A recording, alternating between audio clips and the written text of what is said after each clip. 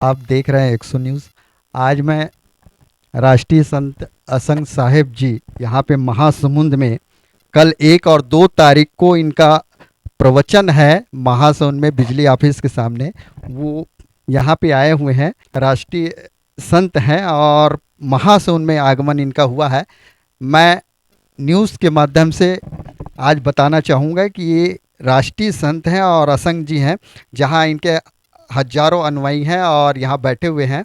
हम पूरे देश विदेश में इनका प्रवचन चलता है और ये संत जी कबीर पंथ को लेकर अपना प्रवचन करते हैं, सभी पंथों का सम्मान भी करते हैं। मैं जानना चाहूँगा साहेब जी से कि आप ये कबीर पंथ का चुनाव कैसे किए और किस उद्देश्य से। बैठ जाइए, वहीं नीचे बैठ। सर्वप्रथम मैंने चुनाव किया ही नहीं। मुझे संत बनना था, मेरी इच्छा थी मैं संत बनूं, और पंथ मैं जानता नहीं था। तो जो संत मिल गए उन्हीं के साथ हो लिए, और बाद में पता चला इसमें पंथ बहुत होते हैं। तो अब जिसमें हो गए तो हो गए, बात ये रही। चुनाव हमने नहीं किया। आपका शुरुआत जो ये पंथ में किए, आप किन्हें आपका गुरु कौन है और कैसे शुरुआत हुई आपकी। मेरा गुरु पूज्य सदगुरु श्री क्षमा देव जी हैं। हमारे गांव में कुछ बुजुर्ग लोग थे, वे श्री क्षमा देव का नाम लेते रहते थे और कहते थे उनका आश्रम बहुत अच्छा है, उनके आश्रम पर सफ़ेद रंग की गायें रहती हैं और बड़ा सुंदर है। ऐसा ऐसा महिमा करते थे। हम छोटे थे तब सुनते रहते थे, 10 साल के 12 साल के। तो मेरे मन में हुआ कि मैं क्यों ना वहीं संत बन जाऊं, बचपन से इच्छा थी। तो धीरे धीरे एजुकेशन प्राप्त करके हम सन 1987 जनवरी में वहाँ गए और देखा तो हमें अच्छा लगा। तो गुरु मंत्र ले लिया, गुरु दीक्षा ले लिया। शाम को सवेरे हमने कहा मैं संन्यास लूँगा। तो बोले फिर दोबारा आना तब ले लेना। तो फिर दोबारा 10 दिन बाद गए तो बोले फिर तिबारा आना तो ले लेना। फिर हम तिबारा गए जून में, तो बोले अब अभी जल्दी नहीं देंगे तुमको संन्यास, अभी ऐसे भक्ति करो। तो चौथी बार में अपने घर से जो है 10 किलोमीटर दूर एक हमारे साथी रहते थे, उनसे हमने कहा तुम कपड़ा बाजार से खरीद लाओ। कपड़ा ले आए। हमने कहा फाड़ के हम भी पहन ले, तुम भी पहन लो, अपने आप संन्यास ले लो।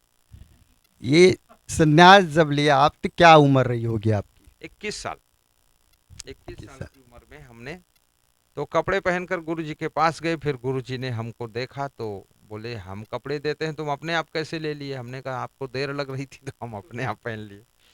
तो बोले कि ठीक है अच्छा पहनो। फिर गुरु जी ने हमको फिर से सन्यास की दीक्षा दिया। 21 साल उम्र थी और पोस्ट ग्रेजुएट हमारी एजुकेशन थी, और हमारी इच्छा कक्षा 9th से ही हो गई थी हम संत बन जाएं। तो हम गुरु ढूंढ रहे थे पर कोई ठीक ठाक मिल नहीं रहा था। जब मिले तो हो गए हम। आपसे ये प्रश्न और है कि आप देश विदेश में प्रवचन करते हैं, देश मतलब भारत में भी प्रवचन करते हैं, पर आप छत्तीसगढ़ में ज़्यादा प्रवचन करते हैं, इसका क्या कारण है। मैं छत्तीसगढ़ में इसलिए ज़्यादा प्रवचन करता हूँ कि जब प्रवचन की मैंने शुरुआत किया तो मैं छत्तीसगढ़ सबसे पहले आया। मैं अगर किसी प्रदेश में सर्वप्रथम पहुँचा हूँ तो छत्तीसगढ़ में आया हूँ। और छत्तीसगढ़ में मैंने केवल 2 गांव गए थे हम, बिलासपुर जिले के और कोरबा जिला का एक गांव। बिलासपुर का एक गांव मड़ई और छूरा कछार। उसके बाद हम लौट गए थे। लेकिन यहाँ का प्रेम और रहनी गहनी हमको अच्छी लगी। लोग तालाब में नहाते थे तो हम भी तालाब में नहाने गए थे। तो ज़्यादा नहा लिए तो सर्दी जुकाम हो गया था, तैरना नहीं आता था तो उसमें डूब जाते थे। तो दोबारा फिर मैं 8 साल आया नहीं, क्योंकि थोड़ा बुखार उखार आ गया था। तो हमने कहा बाद को चलेंगे। फिर दोबारा छत्तीसगढ़ का एक भक्त हमारे यहाँ गए थे, जागेश्वर गौटिया साहब, गातापार बिलारी, दुर्ग जिले के। उन्होंने 1 रुपया हमको दान दिया और बोले ये 1 रुपया नहीं है, 16 आने हैं और 100% है ये, आप छत्तीसगढ़ आइए वहाँ सत्संग कीजिए। तो मैं आया, तब से हम यहाँ आना शुरू कर दिए। आना शुरू कर दिए तो यहाँ प्रेम, मतलब यहाँ के लोग ऐसे हैं, बहुत जल्दी किसी को भी अपना बना लेते हैं। अच्छा, हम तो संकोच में भी थे क्योंकि हम संत थे, हमको मालूम नहीं था उतना कि कैसा करें। लेकिन लोगों का प्रेम ज़्यादा मिला तो छत्तीसगढ़ हमको भा गया और भाग गया तो हर वर्ष मैं आ गया, और आ गया फिर यहीं बस गया और यहाँ का हो गया। छत्तीसगढ़ से इनका लगाव काफ़ी है। मैं एक और प्रश्न आपसे जानना चाह रहा हूँ, यहाँ पर पूरे छत्तीसगढ़ में श्री चमन नाम का आयुर्वेदिक दवाइयाँ बिक रही है आपके नाम से। क्या ये आपकी सचमुच की संस्था है या क्या है, आप बताना। ये चिवन आयुर्वेद कंपनी की जो दवाएं हैं, इसको हमारे एक संत जी संचालित करते हैं और हम इसमें कोई काम नहीं करते हैं, ना हम कोई आश्रम संभालते हैं। वो संचालित करते हैं। जो पेटेंट दवाइयाँ छठी छठी हैं उन्हीं को रखते हैं, बाकी वो हटा देते हैं जिनका रिस्पांस आता है। तो ऐसी है च्यवन, शुद्ध पवित्र दवाई बनती है, और वो दूसरे संत जी डील करते हैं, हम उसको डील नहीं करते। लेकिन हम उनके गुरु हैं तो हमारा फोटो लगा देते हैं कहीं कहीं, बस इतना होता है। आप छत्तीसगढ़ में आए हैं, छत्तीसगढ़ की जनता से क्या कहना चाहिए, क्या संदेश देना चाहिए। मैं छत्तीसगढ़ की जनता से ये संदेश हमेशा से देते आया हूँ और दूंगा भी। 2 दिन का यहाँ सत्संग है। पहली बात, कहीं की जनता हो वो सब सुख चाहती है, वो शांति चाहती है। बहुत से लोग परिवार के कले कलेश से परेशान रहते हैं, तो कले कलेश को दूर करने के लिए हम संदेश देंगे। बहुत से लोग गरीबी से परेशान हैं, तो गरीबी दूर करने के लिए संदेश देंगे। बहुत से लोगों के घरों में कोई ना कोई कैंडिडेट दारू पीता है, मांस मछली खाता है, बहुत क्रोध करता है, गुस्सा करता है, आलसी भी है, काम नहीं करता, कोढ़िया बनकर पड़ा रहता है। तो उसको सुधारने के लिए, संभालने के लिए भी हम संदेश देंगे। किसी तरह से उसकी दारू छूटे, अंडा मुर्गा छूटे, अच्छा इंसान बने, महिलाओं को तंग ना करे, दुख ना दे।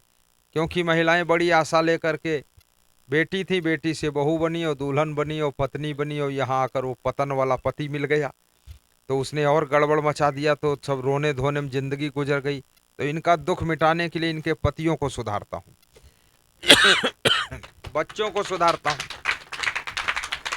मैं आपसे आखिरी सवाल पूछना चाह रहा हूँ कि भारत हिंदुस्तान है, भारत राष्ट्र को ये, हाँ जी, हिंदू राष्ट्र कैसे घोषित किया जाए, आपका उसमें क्या सहयोग होगा। केवल मेरे सहयोग से तो काम नहीं चलेगा, इसमें ज्यादातर राजनेताओं का सहयोग काम आएगा। क्योंकि इस हिंदुस्तान में बहुत सारी जातियां रहती हैं, बहुत सारे मजहब के लोग हैं, संप्रदाय के लोग हैं। हिंदू भी है, मुसलमान भी है, सिख भी है, ईसाई है, जैन है, यहूदी है, पारसी है, बौद्ध है। अब उसमें ज़्यादातर अपनी अपनी ढपली, अपना अपना राग अलाप रहे हैं सब लोग, तो एकता तो है नहीं। सभी जितने हिंदुस्तान के वासी वो चाहते नहीं हैं, कोई चाहता कोई कम चाहता। हिंदू लोग भी जागृत नहीं है, क्योंकि और सरकार इस हिसाब से डिसीजन लेती है कि हमारी सरकार बनी रहे, कहीं सरकार में दरार ना आ जाए। सरकार कोई इतना बड़ा डिसीजन, खतरनाक डिसीजन लेने में डरती है, कहीं उस डिसीजन से ऐसा ना हो कि हमारी सत्ता ही चली जाए।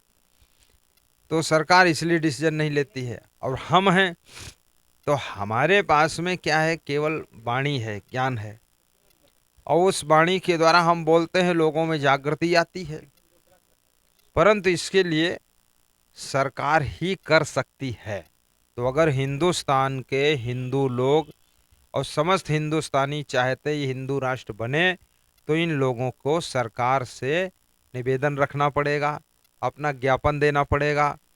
काफिला बना करके 1,00,000, 2,00,000, 10,00,000, 20,00,000, करोड़, 2 करोड़, 10 करोड़ लोग इकट्ठा हो करके उसमें प्रधानमंत्री को आमंत्रित करें, राष्ट्रपति को आमंत्रित करें, सीएम आमंत्रित हों, तो उनको वो प्रभावित हों, दबाव बने, तब ये हिंदू राष्ट्र बन सकता है। बाकी ये घर में कहने से ऐसे बनेगा नहीं, क्योंकि इसका जो है मूल बिगड़ गया। जब पाकिस्तान का बंटवारा हुआ, क्यों हुआ बंटवारा, बंटवारा कारण क्या होता है, जैसे दो भाइयों में बंटवारा होता है, बंटवारा का मतलब भाई हमारा तुम्हारा निपटता नहीं, तभी बंटवारा हो रहा। तो जब बंटवारा हो गया तो जिस भाई को जो घर मिला उसमें चला जाए। अब वो फिर इसी घर में घुसा है, तो बंटवारा फालतू हुआ, उसकी जरूरत क्या थी। तो मुसलमान ये बंटवारा किस मुद्दे पर हुआ, इसका रीजन क्या था, कारण क्या था, क्यों बंटवारा किया, जरूरत क्या थी। तो इस जरूरत को कोई उजागर करे। तो जरूरत यही थी भाई, मुसलमानों का देश अलग हो जाए और हिंदुओं का अलग हो जाए। अलग हो गया तो हिंदू क्यों पाकिस्तान में रुका हुआ है वहां बछड़ा पालने के लिए, और मुसलमान यहाँ क्यों रुका झगड़ा मचाने के लिए। जब बंटवारा हो गया तो अपने अपने घर में जाओ, उधर का हिंदू इधर आ जाए और इधर का मुसलमान उधर चला जाए, तब हिंदू राष्ट्र अपने आप हो गया। वो तो बन गया पाकिस्तान, पर ये हिंदुस्तान नहीं बन पा रहा। तो ये झंझट जो है, ये हिंदुस्तान नहीं बन पा रहा है, इनके बारे में हमारे असंग जी बहुत अच्छे ढंग से बताए। और मैं 100 न्यूज़ का धन्यवाद देना चाहता हूं कि वो हमारे साथ अपना समय शेयर किए और समय दिए। उनके लिए धन्यवाद असंग जी से। मैं समस्त जन जन से निवेदन करता हूं कि 1 और 2 मार्च को महासमुंद में बिजली विभाग के मैदान में 2 बजे से 5 बजे तक सुखद सत्संग होगा और 1 बजे से 2 बजे तक शोभा यात्रा निकलेगी। आप सब लोग शोभा यात्रा में शामिल हों अपने वाहन के साथ। ये शोभा यात्रा वाहन से गुजरेगी और पूरे नगर में हर रोड पर जाएगी, जहाँ जहाँ गाड़ियाँ निकल जाएंगी। बैठ जाओ, वो लाइट आने रे। और साथ में 2 से 5 प्रवचन होगा। आइए प्रवचन सुनिए। प्रवचन जाति पाति मत मजहब का नहीं है, प्रवचन इंसान के लिए है, सबके कल्याण के लिए है, सुधार के लिए है। आप इसमें शामिल होकर अपना कल्याण करें। धन्यवाद। साहेब बंदगी, साहेब बंदगी, साहेब बंदगी।